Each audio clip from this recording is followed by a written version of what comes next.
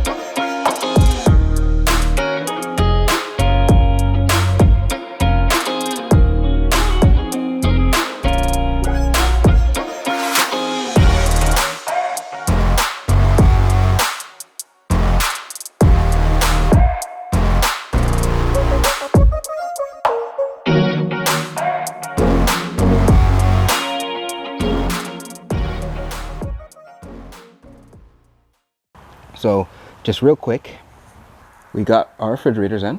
All the cabinets have face frames. We've got the ceiling 100% done. We got lights in majority of the ceiling, but there's some lights that are missing. They're still on order. We ran a little bit of our plumbing, and the biggest thing of all, we got the underside of the truck all spray foamed in. So we are 100% set, waterproof all the way around. We just need to finish building all of our cabinets, and yeah, we should be good. You'll also notice that the tank is off. The diesel heater tank is missing right now, and that's because we need to paint it and then we can put it back up. So although these clips might be a little bit out of order, I'd still hope you enjoy them. After we get done with this little montage, next week you'll see us regular scheduled. We got some cool stuff. Let me show you that. Cool stuff gonna happen. This log is gonna turn into our countertop. So stay tuned for that. We left this spot open intentionally when we were doing the spray foam for the our fans that are going to go on the roof.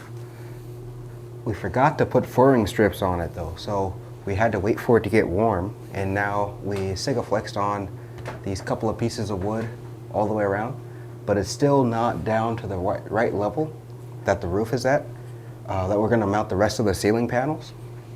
So I built this little bracket thing to go in here. And I'm just gonna pocket screw that in, but I forgot to account for these, so I gotta trim a little bit off and then pocket screw it in. Then we can finish our ceiling.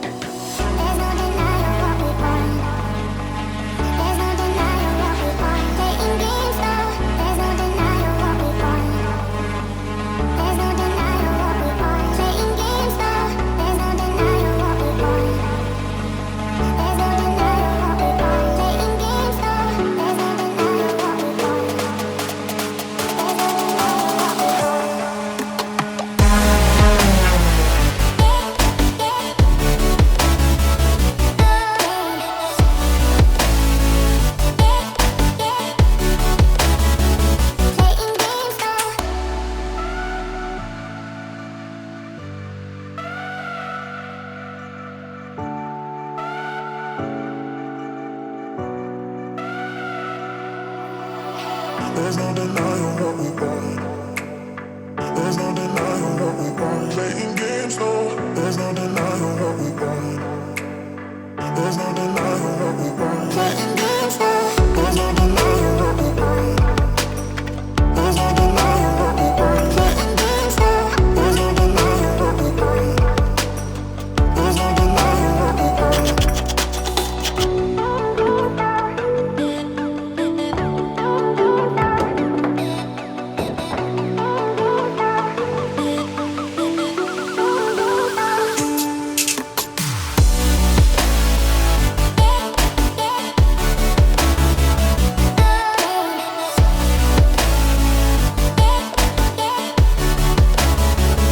Playing games, no.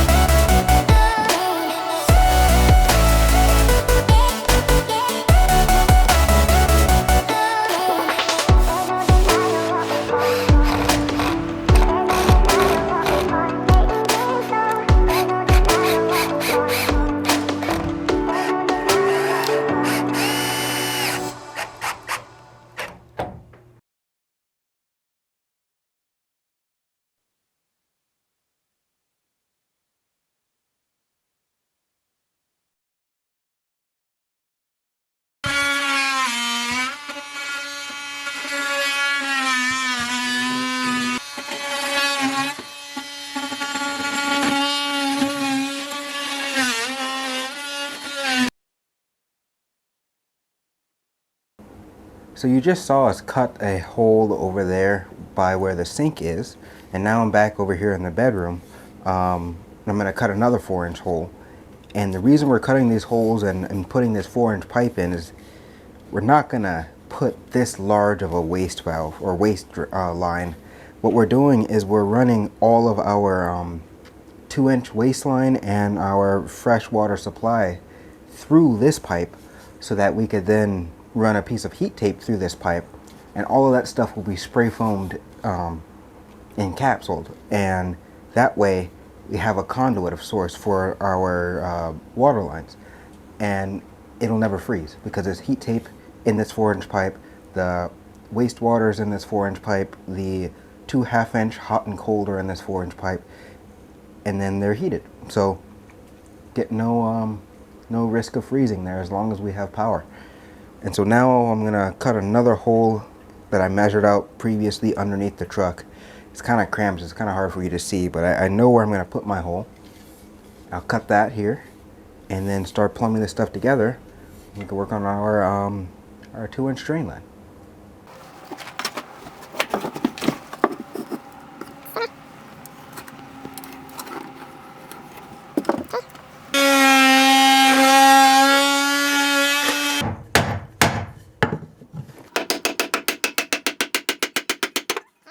This pipe does need to be glued together.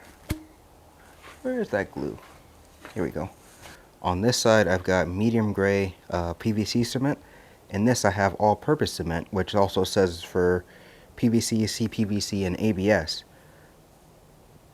I don't really want to use either one of these because this is ABS. I could use this one theoretically, but I've got a dedicated ABS glue out in the truck. Also keep in mind that if you're joining two pieces together, although this says that it's for PVC and ABS, you can't use this. You have to use a actual, I can't remember what it's called. I'm going to show you a picture of the bottle because I can't remember the name, but there's a transition cement, there we go. That goes from ABS to PVC if you're combining two different plastics like that.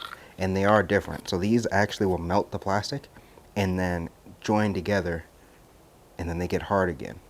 So you need something that's gonna actually bond and melt both plastics at the same time. So it has to be a different chemical. This is that ABS cement.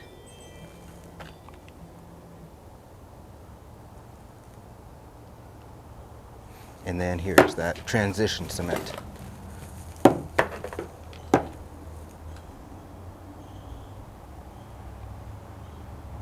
So if you do something like this, you have to use the transition cement, which this you can do, but this is PVC, this is ABS, you have to use the transition. So right here, I've got a line, that's where the bottom of my sink is, and this, I've got the 90-degree elbow in there, so I can feel that's the bottom of the T. So we got a lot of clearance in there to put the rest of the plumbing coming out of the bottom of the sink, and then tie into this guy here. So that's a good test fit. Let me show you how to cement these together. So the first thing you want to do when you're cementing these together is make sure there's no dust on them, both sides. It's going to be harder to get the dust out of this one once half of it is on the pipe. So, well, that's actually not the first thing. The first thing you want to do right after you cut it, which I do out of habit so I didn't show you, is deburr it. So you get one of these tools like this, or you can use your, do I have it? Yes. You can use a box knife, and you just go around and take the burr off. A deburring tool is the best. Just put it in there, just like that. Whoops. Just like that. And get the burr off. So now when liquid is flowing through the pipe, it won't catch on that burr and then create turbulence, build up right there, and eventually close off your pipe. Now you've got a nice smooth transition in with the liquid flow. Test fit again, make sure that's where you want it. I'm using a knife because my Sharpie will not show up on this, but this black knife will. So after I push it in all the way, I mark it, and I can see that mark. Verify that that's all the way down. So you want this to seat all the way at the top right here. So verify the mark will reach your cement. Medium ABS cement. If I can get into it. They're always really tough to get in the first time. I might need a pipe wrench. Right tool for the job. But I ripped my hand open trying to get that. So a lot of these, yep, this was one of them. Ooh, that's really thin. That's much thinner than what I'm used to. But a lot of these will have the brush in the bottle. So you just take it, wipe off a little bit of the excess. Wrap it around.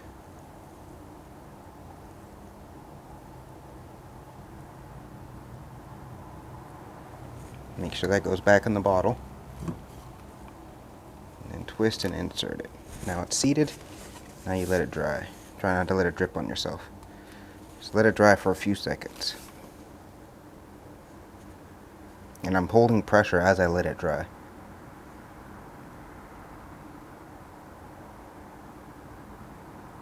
That's it. That's a solid connection. Now that that's in there, I can measure and mark out and do the next one. But when I measure, I'm measuring from the inside of the tube here, where this transitions to this other part of the tube. So on the inside of that, or I can just measure this right here, and I see it's 1 inch. It's a 1 inch difference. So now I can measure to the edge and just add 1 inch. But yeah, you just want to make sure you're not measuring to this part and not adding the inch, because then when you go to put it in, it'll be flush and you won't have anything for the cement to bite to. And then you gotta cut another piece. Measure once, cut once, go back to the store.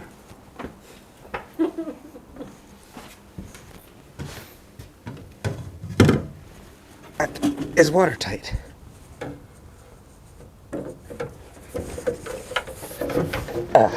Unless you want to find another one of those $100 deals for gas tanks, use that as a gray tank. I don't have one yet.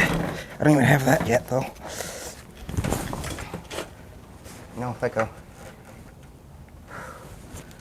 Okay. Get in there? Yep. I just go it down here. Okay. That's it.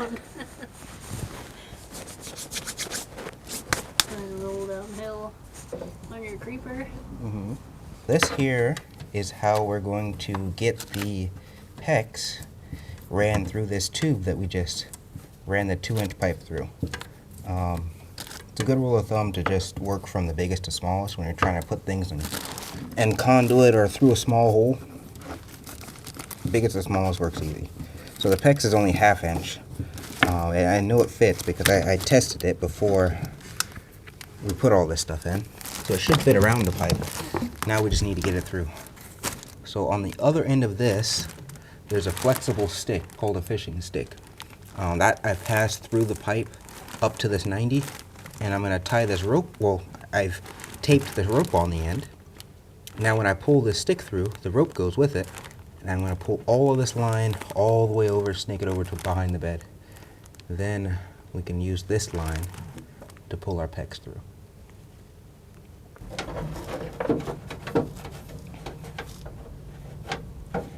Is it through? Huh?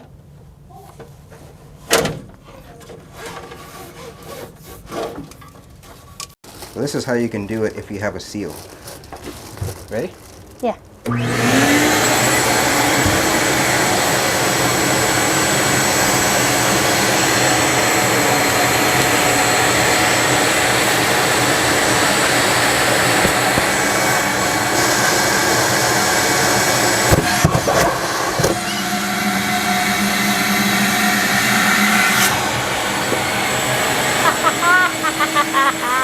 So we just got done doing the rear of the truck and we worked our way all the way forward.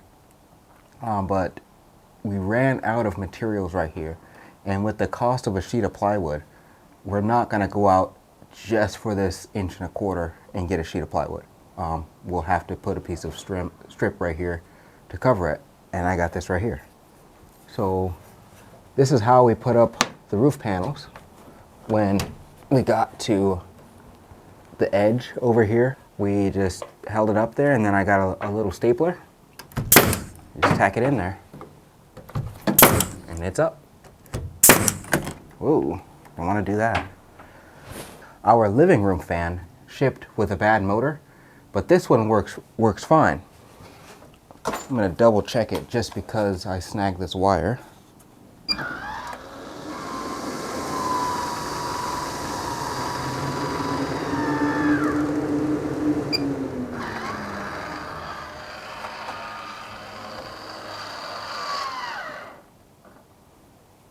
So we're ready to put on the finished routing here. So to do that, first we have to figure out, and I'm going to ask Stephanie, do you want the holes to go this way or this way?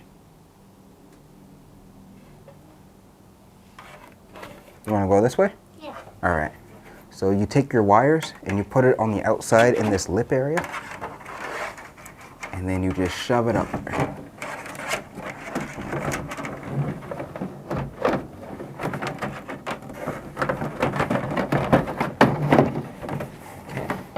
And while that's up there, you take a tape measure and you measure how much the distance is. In our case, it's about 3/4 inch.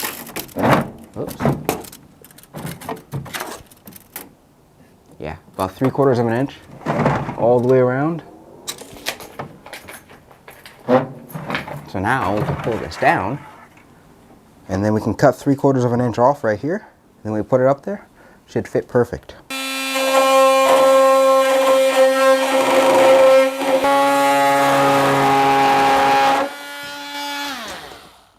That was kind of rough. So the way an oscillator works is it takes the blade and it shakes it back and forth super fast. It's locked, so it kind of goes like this, really fast. This particular one I think is like 20,000, something like that. I don't remember, but a ridiculous amount of oscillations per second. Because it's moving and shaking back and forth, that's how it cuts, is it's just like sawing it super fast. When the material is super thin, it moves with it, and it makes it very rough to cut. So cutting through wood will be no problem, but cutting through this, since it's so flimsy, it's gonna sit there and wiggle with it, and I gotta fight it to hold it still, and it's, yeah, not too fun. At the same time, it is.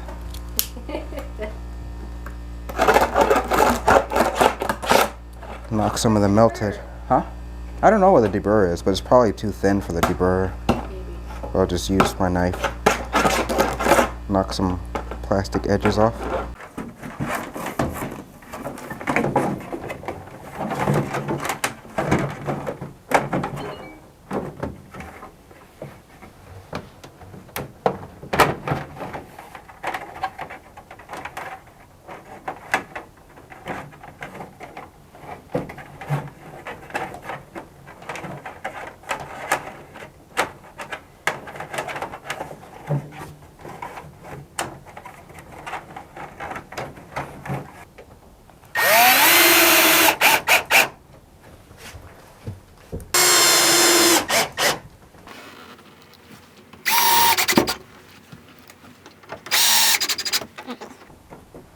That's it. I like it. One more test just to make sure we're good.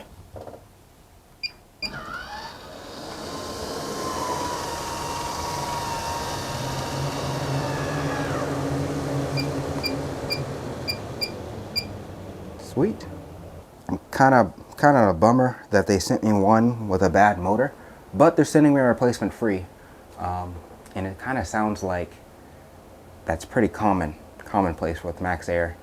A couple other people on YouTube have said that they've installed their fans and one of them came without a motor. Sometimes they got multiple fans, and sometimes they only got one fan, and that's the one that came with the motor being kind of bad. So they got to do a little bit better on the quality control that way, but other than that, I'm very happy with the Max Air fan. It moves a lot of air, and I like the features.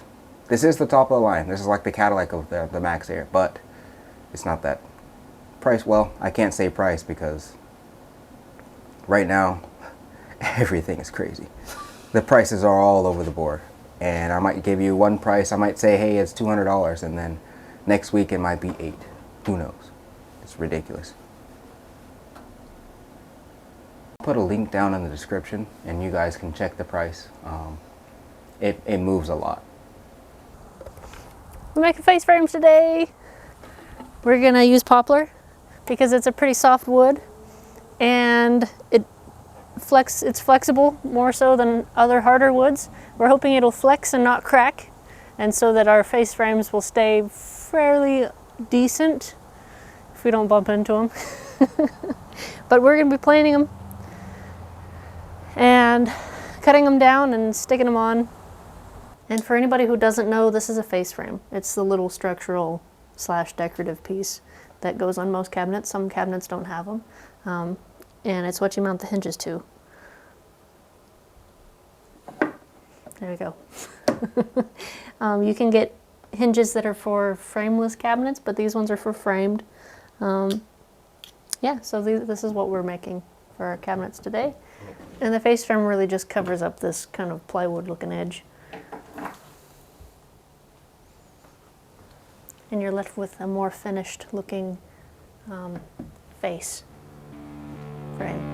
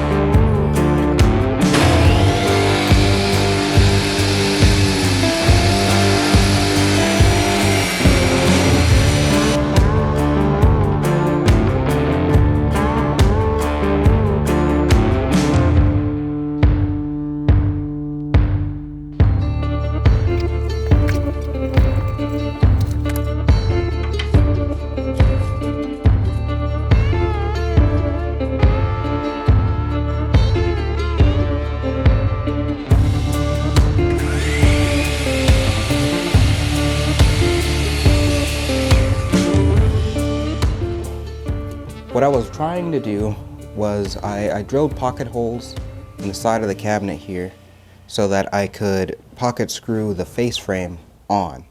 But I messed up and I drilled them so that, as if I was drilling through 3/4 inch plywood. So if I put a screw in there, it's going to come out the side, which is then going to split my wood, which is what we found out on the gauges, and I don't want that. So I'm just going to staple this on. And I have right here, I think these are 1.25 inch, 1 inch staples, narrow crown staples. Goes in a little pneumatic staple gun. Not brad nails. Staples hold much better than brad nails.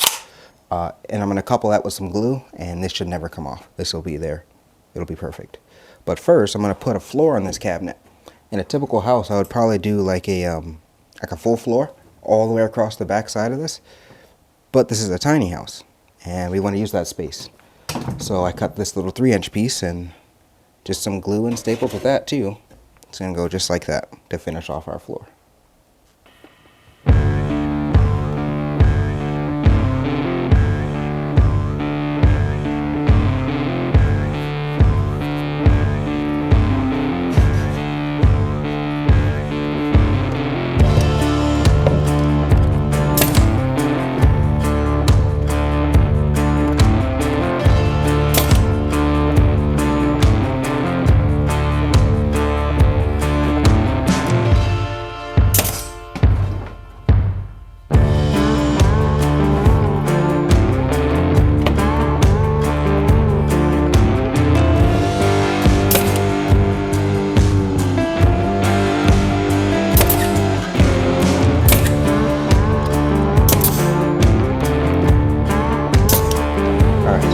This is what we've gotten so far with our face frames. These two cabinets have full face frames, they're all done. And we've got the lowers on the refrigerator cabinet, but not the upper yet, because I'm not sure how much space I need to account for our refrigerator stack. So I'm going to put in the drawer slides, and then I'll build the top face frame. So that's what we're going to do right now, is just the drawer slides.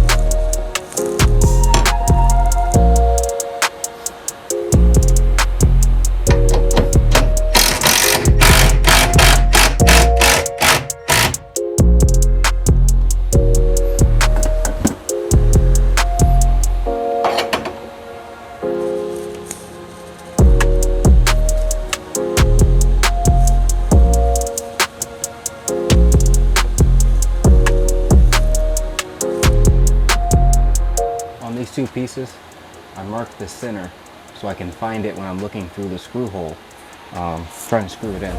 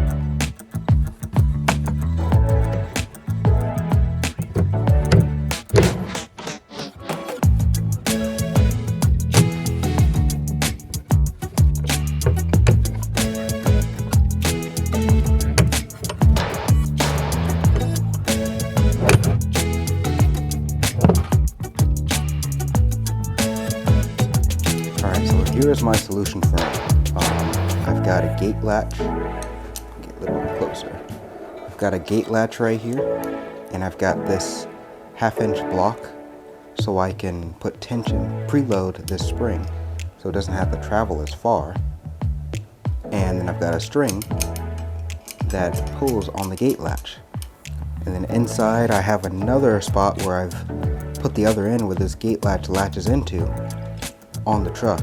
And then when this slides in, it locks into place. Just like it would gate. That's my solution for now. It's not perfect, but it's kind of what we're gonna have to do for now. I would like to get a lighter spring. This is a very heavy pull string. I'd like to get a lighter one, so I don't have to slam it as hard, but we're gonna try this for now. Binder clip, a couple of pieces of 1/2 inch for preload, a piece of 1/4 inch for spacing, 3/4, the whole thing is mounted on, and all of this gets pocket screwed to the bottom side of the drawer so that it doesn't move. I built the frame already. It's good to go. Just pocket screw together. And now, to mount this frame to this wall, I'm going to use something called a nutsert, or let's see, what is this? Insert nut. It's pretty much you drill a hole in your wood, a certain size, and you thread this guy in, and then into that you thread in a screw. And I'm just going to use this little flathead deal here. And yeah, I switched the battery out for a dead battery, it looks like, so my camera might die again, and if it does, I'll bring you back when this is done. But if it doesn't die, and enjoy it.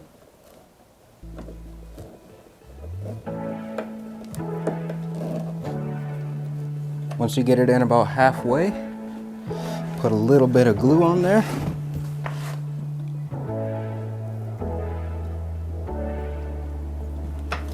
And then finish putting it in. Careful not to let it drip, which I'm right about to do. Okay, there we go.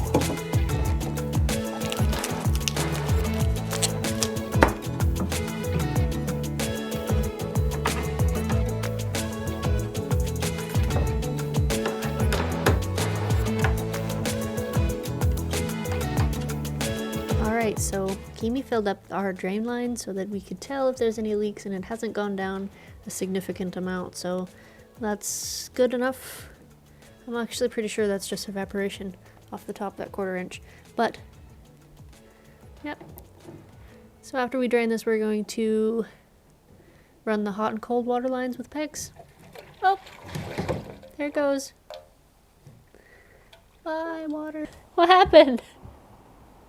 That was just fresh water. And if that was anything other than fresh water, that would suck. Yeah. Yeah, it would. So the information is kind of vague, and I was searching really quickly, and the best I could find, and it's good enough for me, is 1/2 inch PEX pipe runs about 14 gallons per minute with 20 to 100 psi. So that's a large range, but that doesn't matter because our water pump is a 60 psi and 5 gallons a minute. So we're nowhere close to the flow being the max end of PEX pipe. So that's good to go. We can run that hot and cold water line from the bedroom all the way under the floor over to this side, and to make it easy, we put in this rope. So this rope is now tied to the water line on the other side, if you want to go see that, and it's tied on right there. So Stephanie will feed this in, and I'll pull from the other end, and hopefully we can get this water line pulled to the other side without too many issues. That 90. Is it at the 90 still? It's at the 90 by you now. Oh my goodness. Pull.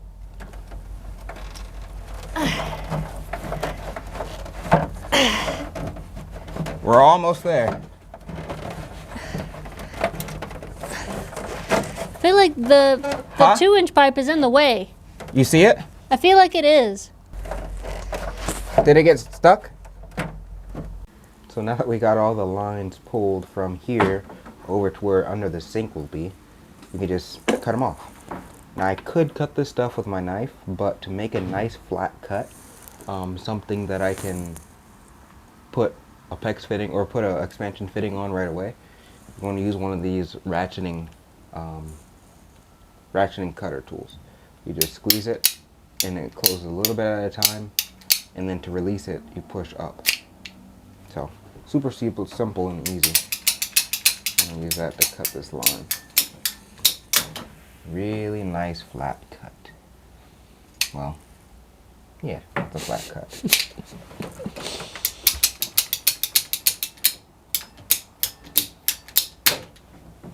Yeah, flat.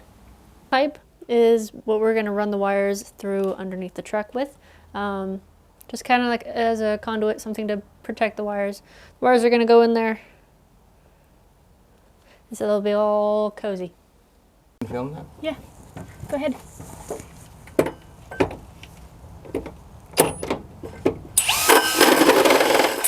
Damn, that's loud. It's pretty loud.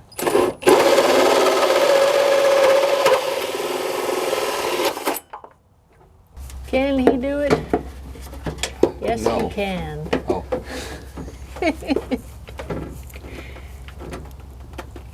Okay. That's strapped, or that's tied together.